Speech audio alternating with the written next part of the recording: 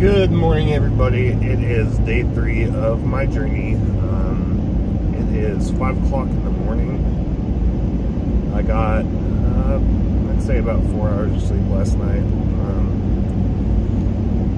I was trying to sleep in the trailer with the horse in there, and for some reason the sound of him chewing was driving me nuts because he was hay back there, and I could not sleep back there. He's not the worst roommate I've ever had, but I'd say he's a pretty close second.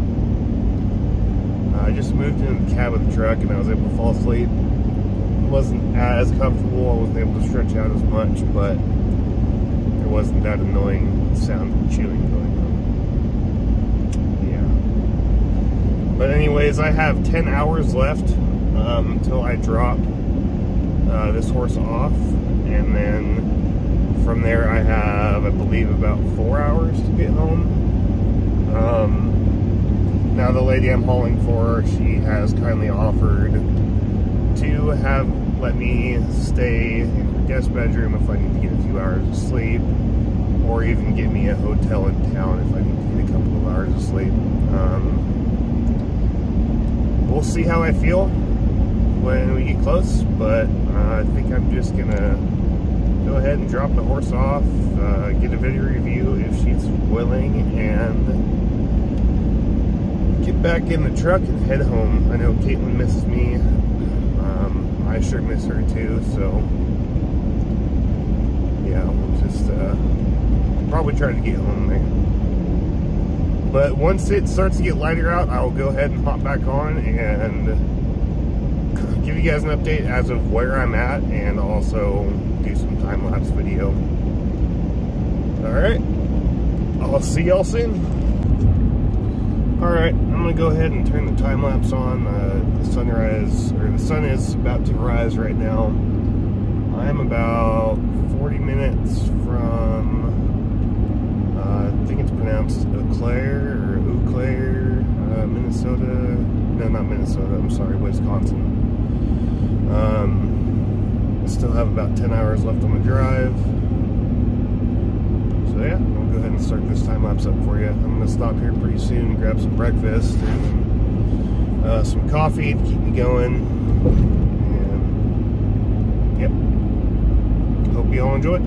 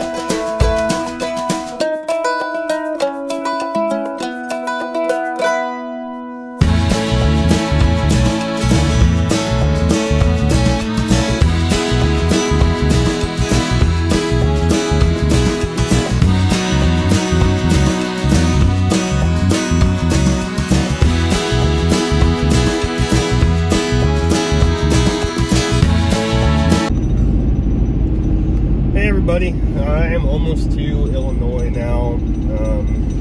I haven't checked the GPS yet. I just turned the time lapse off. I'm gonna find a spot to pull over here soon, give the horse a break, give myself a break, and give a Hondo a break over there. One of you on part 1 commented asking if I could start telling some of my horse and mule stories. So I guess we'll go ahead and start doing that. So I started riding, messing with horses when I was about 4 years old. And how I got started is my grandma Denise, we call her Grandma Nisi, rented me and my twin brother a couple of Shetland ponies.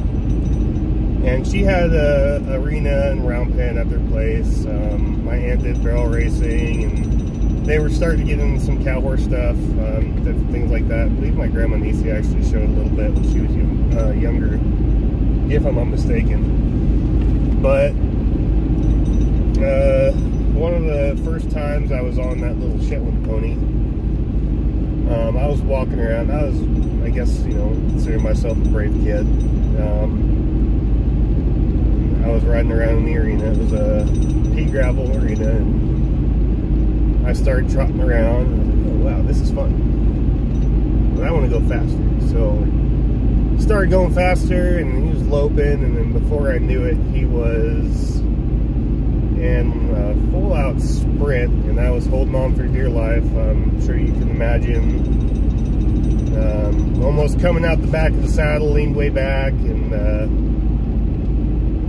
then I leaned forward to try to get my balance, and as I did that, that little Shetland pony just stopped and kicked up his back legs, and I did a front flip or two over his head, and face planted in the arena, you know, full on scorpion, skinned up my elbow, you know, leaking blood out of my elbow.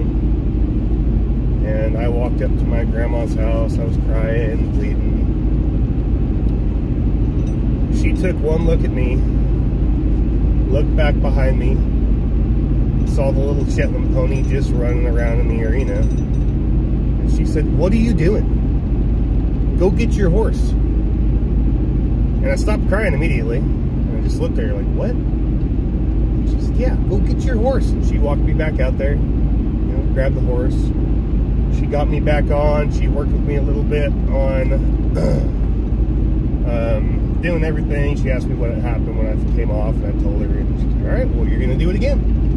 And she got me moving around again, and I was hooked ever since. After that, I started riding some of her bigger horses when she returned with little Shetland ponies. She had a few horses at the time. I believe she had 4 horses at the time. Tilly, or at this time she had 3 horses. It was Tilly, Rosie, and Jim. I believe both Tilly and Rosie passed away of colic. Tilly actually was bred though and had a baby, and his name was Nick. And I got to ride him a little bit growing up too. But unfortunately, he also passed away. Not sure of what, but he also passed away fairly young, actually. I want to say he was less than 10 years old when he passed. But there is still one of those horses that I grew up riding alive. It's Jim. At least I believe he's still alive. He is at a lesson program in Davis, California.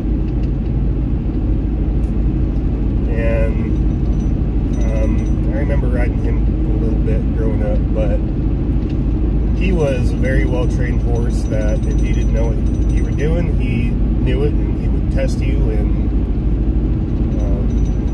actually one time I remember me and my cousin Brian, we were riding. It was, man, I can't remember the name of the park. It's a park out in Sebastopol. I know that. The name of it is right on the tip of my tongue. I just can't remember it. But we were cruising around the trails over there. They have several miles of trails over there. And we're coming back up to the I guess, picnic ground area at this park. and we decided to hightail it up the hill. And I was on Tilly, he was on Jim, and Jim was up in front to start, and then I kicked Tilly into a new gear, and Tilly just went ahead and shot right past Jim. And I remember as soon as we passed my cousin up on Jim, Jim just started bucking like crazy. And my cousin Brian, he could ride. He did roping for a while and did some other things in rodeo, I believe. But he was bucking pretty good. My cousin stayed on, but that's another good memory I have of messing around on horses. I will tell you all more as I go, probably in between time lapses and stuff like that, but I found myself a truck stop, so I'm gonna go ahead and give the horse a break, give Hondo a break. I'm gonna run inside, use the bathroom, and then I'll get back on the road. But I will talk to y'all later. All right, bye. All right, I am getting back on the road here. Let's see here. So, another horse story.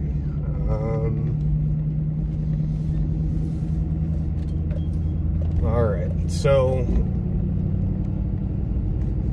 I did a lot of stuff with horses when I was younger, and then when I started high school, I kind of took a break from horses, and was focused more on football and all that. But after high school, I was going to the Santa Rosa Junior College in Santa Rosa, California, and at that time my Aunt Brittany asked me if I wanted to start going out and spending more time with Jim. And he was at this property out in Windsor, California, and there was a few other horses out there. There was one Mustang in particular who was 37 years old, and his name was I want to say it was Spanish Mestinos Ambassador or something like that. I don't know, but he was a Kiger Spanish Mustang. He was purchased by some lady that owned the property up in Oregon. He came from a herd there up in Oregon that's just filled with the Kigers. And her and her late husband they actually bred him. They went to the BLM Holden pens and they were looking for a stallion, and they saw him, and at the time when they adopted him from the BLM, he was 15 years old. And that's about that was pretty shortly after he was captured in the wild. So he was completely wild for 15 years before he was captured.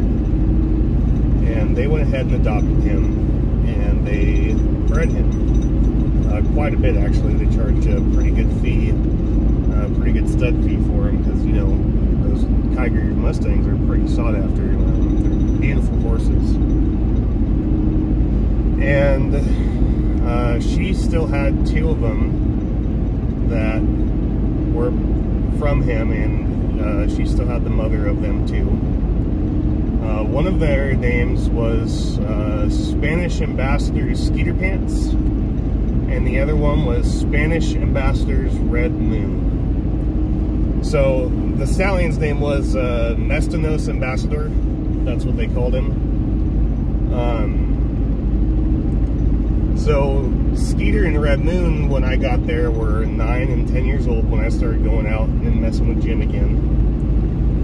And I would spend a lot of time out there. I would get off class from the college and I'd run out there, and I'd sit in the barn out there and I'd do my homework, and I'd take breaks and go out and mess with the horses. And this is before I really knew a lot on how to properly work with horses and train them.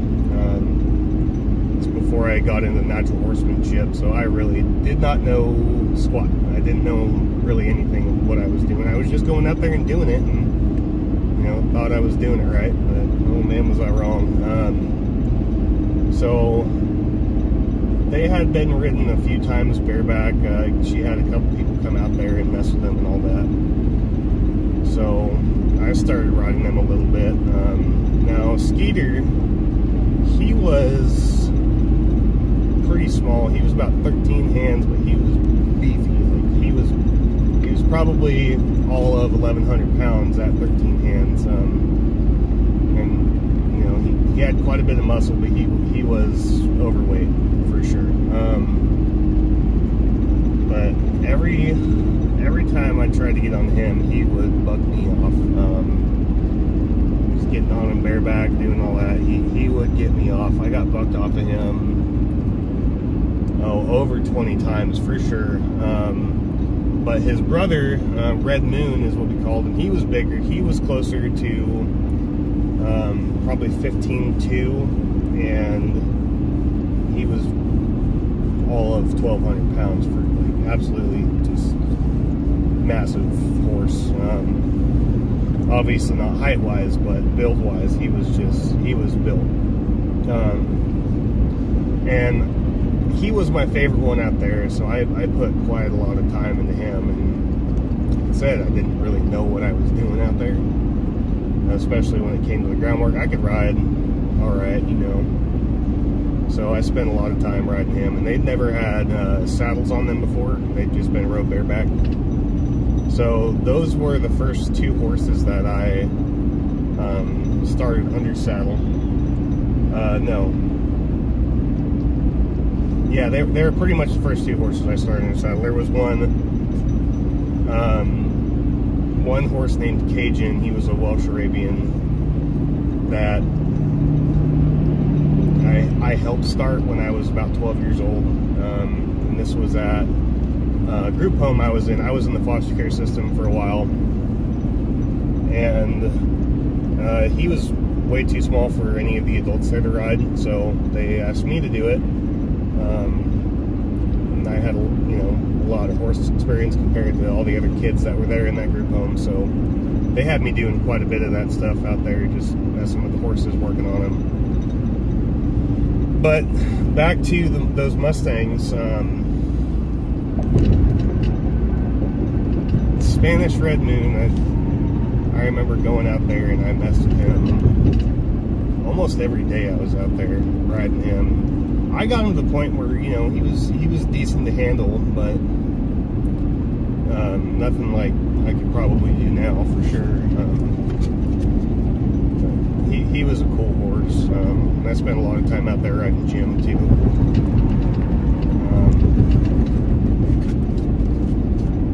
But those are some good memories of just me messing around with horses before I really started to learn anything. That's before I went to Feather River College up in Quincy.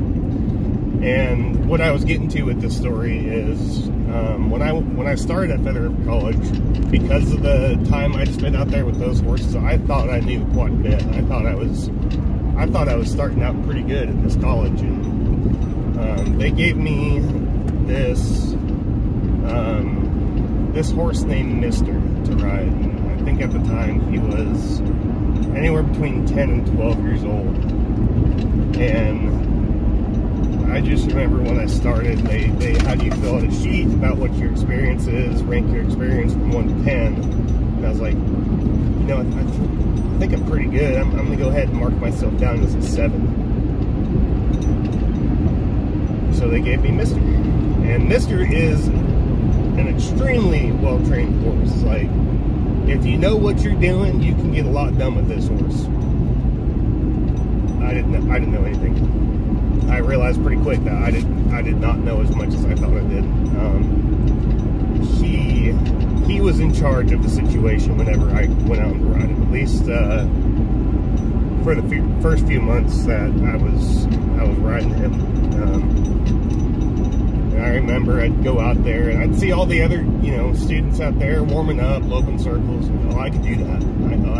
I could do that for sure. And I would just be loping him around the arena. I barely had any balance compared to the other students. I was just getting jerked around the saddle. And I remember one day he just got sick of me, and he bucked me off. He threw me pretty good. And one of the other students rode over and said something to me. And she rode up and she started laughing. I said, "What?" She's like, "You sure lope him around a lot. I'm surprised he didn't buck you off sooner." I'm just, I'm doing what all the other people are doing. She's like, "No, you're not." She explained it to me, and that's when I really started kind of understanding the concept of what we were doing out there. And about a month after that, me and Mister were getting along pretty good. I ended up using him quite a bit while I was at that college, mainly in the ranch classes. After that first year I was there, they went ahead and had me start working on the colt starting program, and that's when I started breaking horses, if you will, starting horses there. But those are a couple other stories of mine. Kind of droned on a little bit, but I am back on the road. I'm going to a Tractor Supply right now. I just checked on the horse, and he has, much through all I would say, I had 2 hay bags completely full. They're gone. So I'm going to go ahead and do the time lapse till I get to Tractor Supply, and then I'll give you guys an update from there, tell you how far away I am, and I'll do more time lapse from there. And then in a few hours, try to think of some more horse stories to tell you. All right, I'll see y'all later. Bye.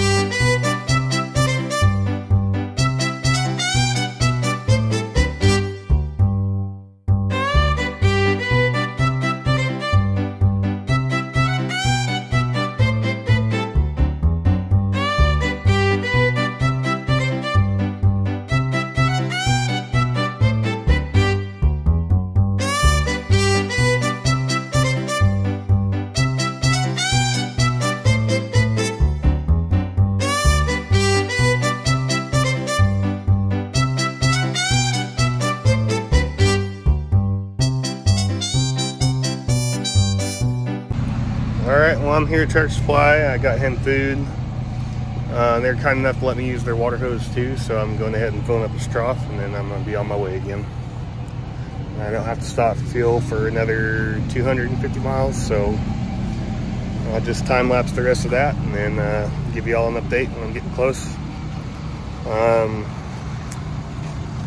Right now I'm about 7.5 hours away, so still got quite a bit of driving left to do, but I'll see y'all soon.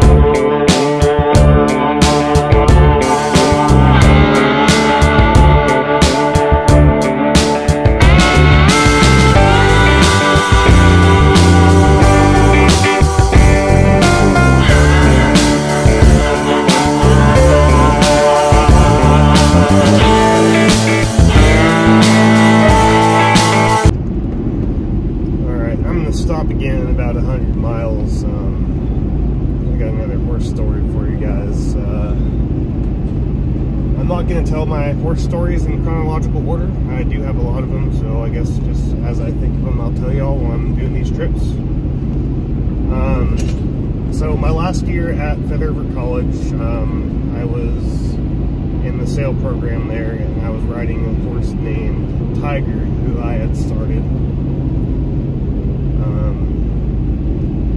And it was the day of sail. We were doing our reining patterns and our cow work. And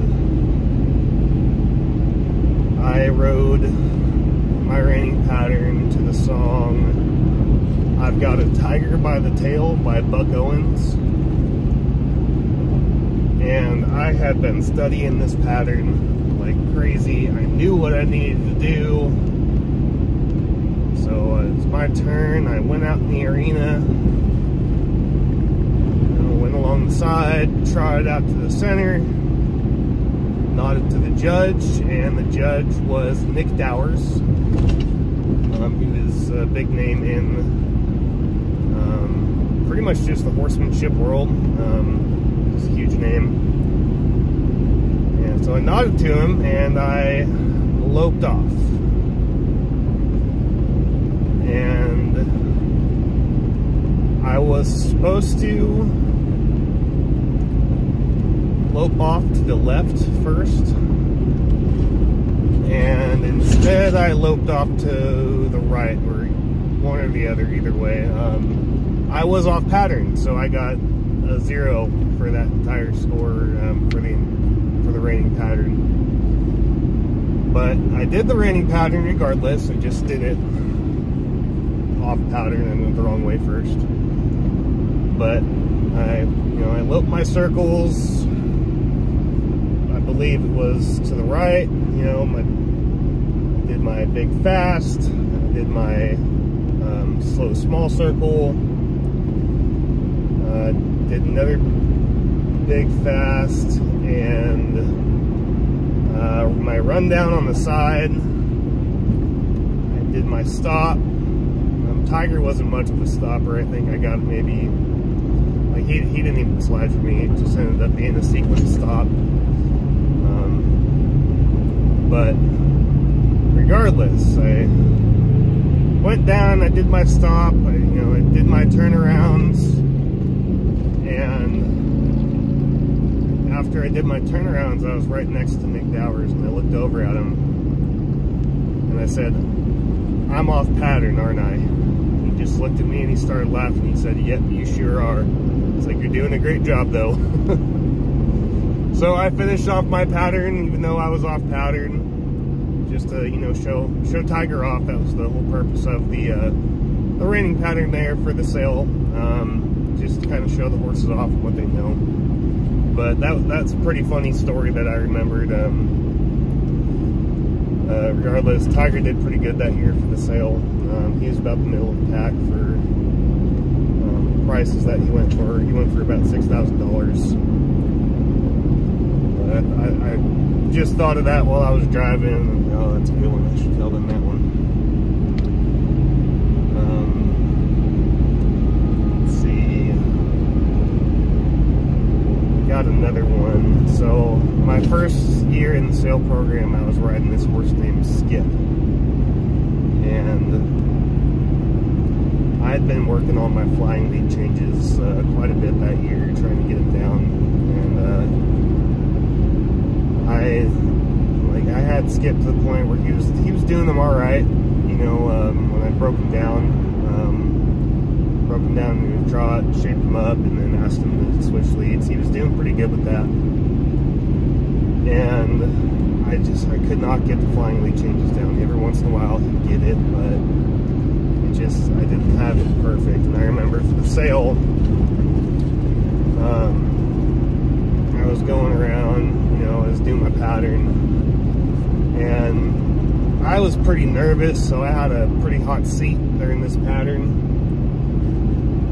and Skip definitely showed that I was nervous, had a hot seat. he was feeding off my energy. He was going, and I was trying my best to calm down, but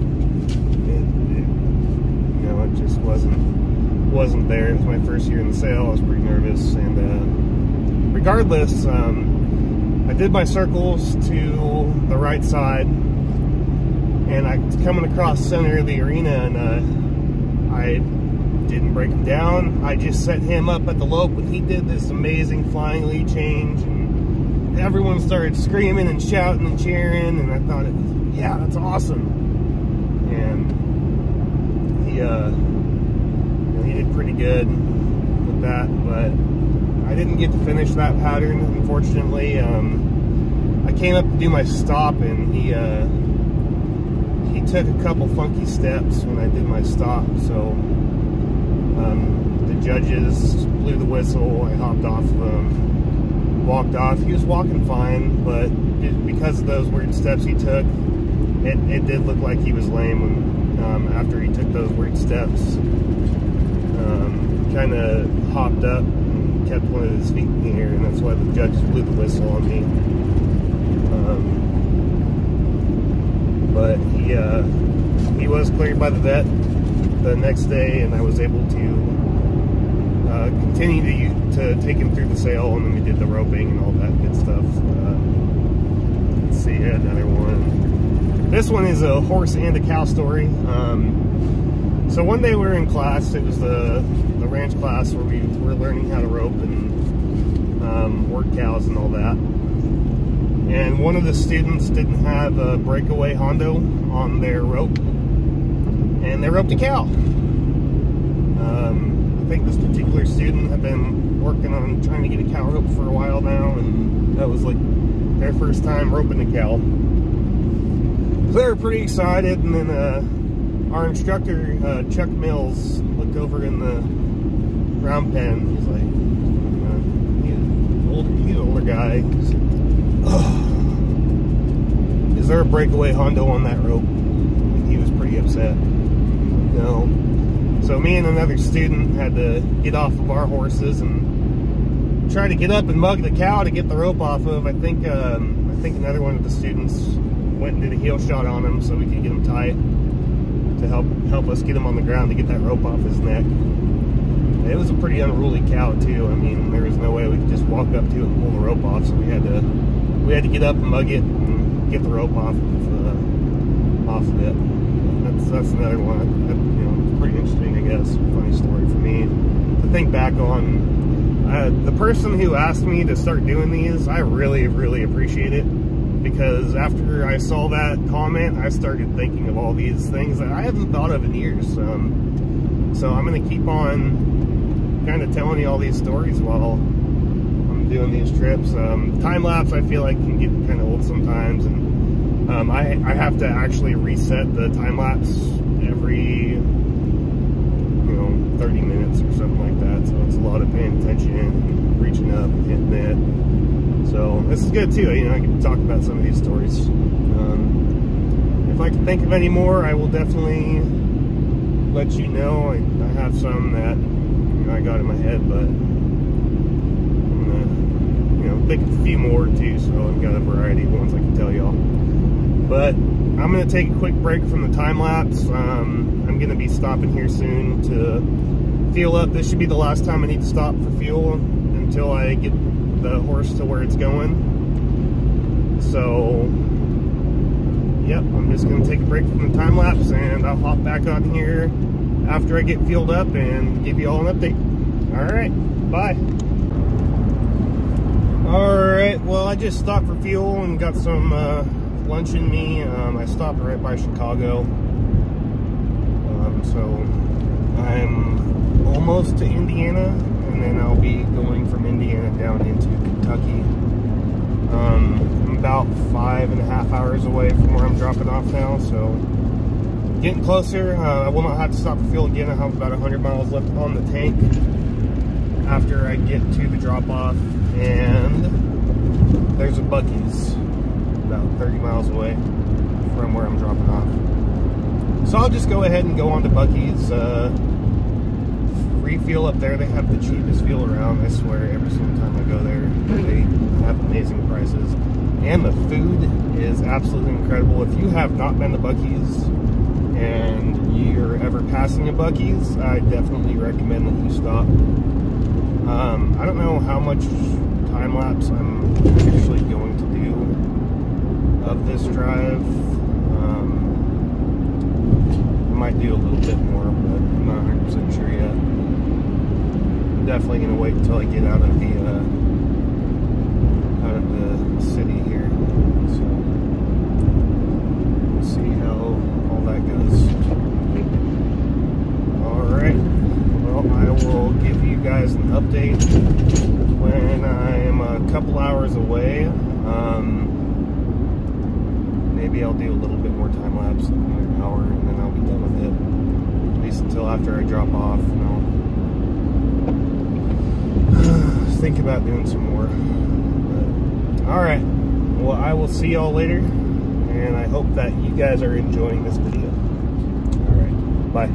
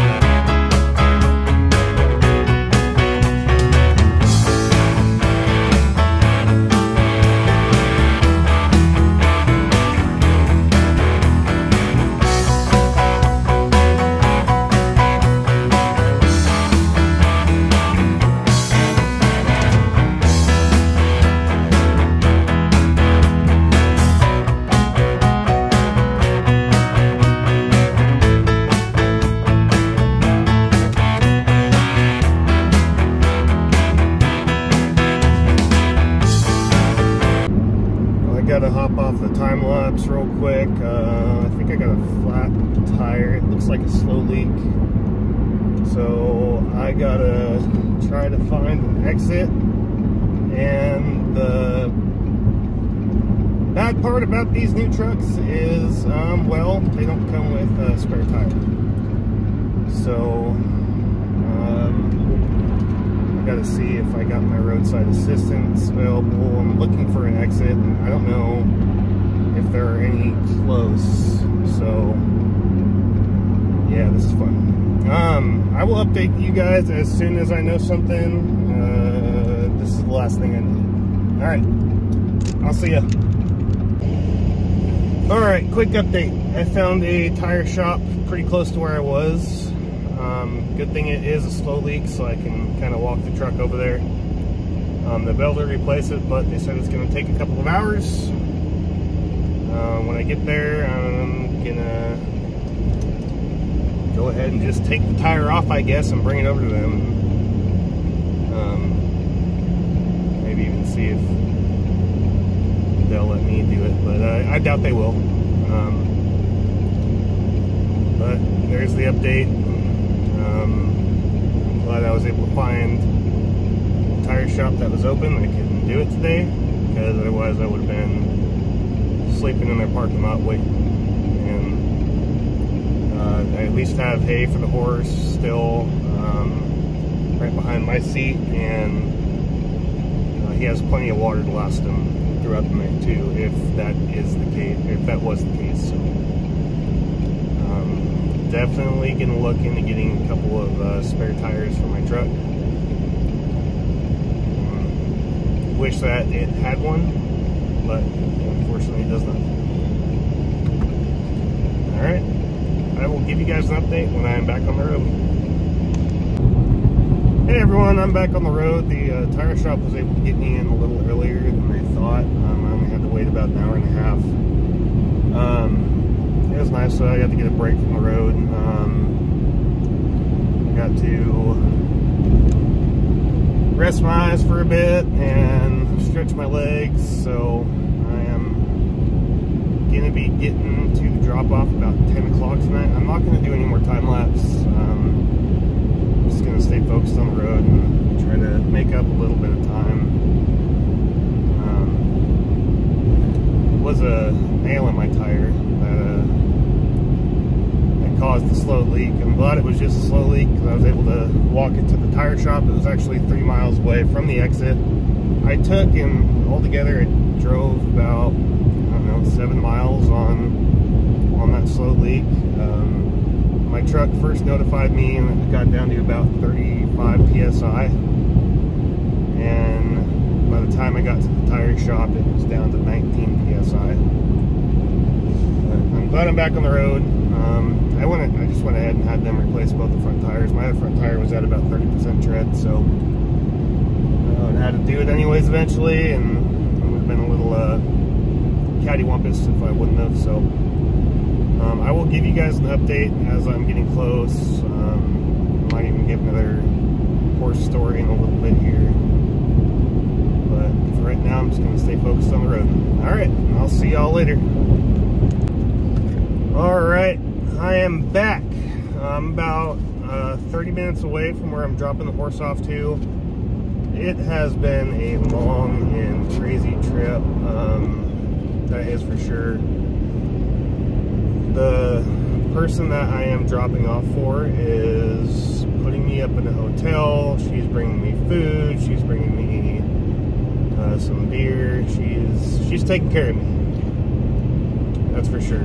She's very happy with my service. I will ask her for a video review when I get there for sure. And then when I get to the hotel, I will go ahead and get this video put together for y'all and post it, so y'all get to see it. Y'all won't see this part till the end. But yep, I'm almost there. I'm gonna go ahead and hop off, but I will see y'all soon. Alright, bye. I just got a horse off the trailer from Corey with KO Hauling and Transport. Picked it up in Minnesota, delivered it here in Kentucky. He was in constant contact with me. I knew where he was, what was going on with the horse. He sent photographs. I highly recommend him to anybody that is looking to have anything short or long distance hauled. I've had a lot of horses hauled, and this has been by far the easiest deal and the best communication.